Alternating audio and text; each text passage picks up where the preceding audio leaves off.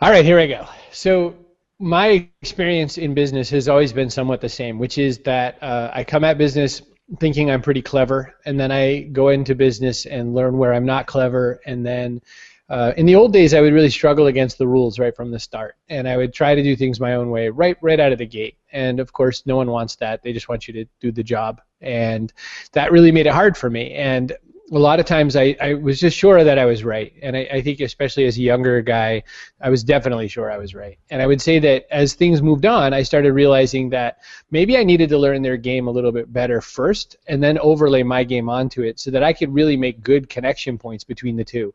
And so as I went through life, as I started getting better at business, I started learning how to play other people's game as well and how to overlay mine to it.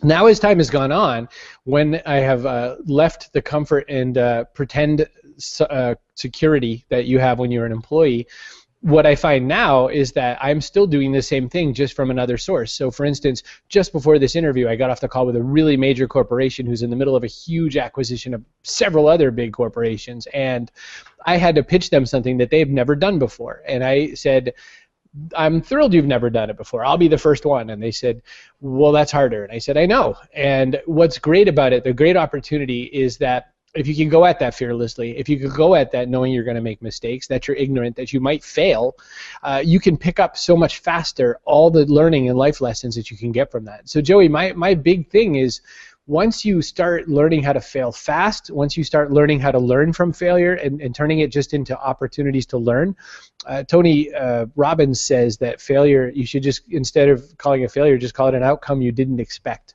And I think that's a really good way to look at it. And I think that the minute you get that in your head, you're not like, oh, I'm a loser, I failed. And instead you're like, well, that's not the plan.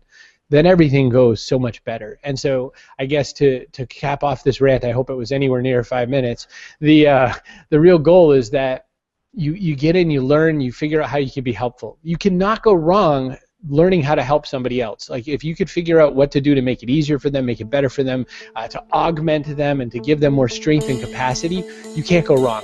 You only go wrong if you try to serve yourself. That's every time you fall down, that's why.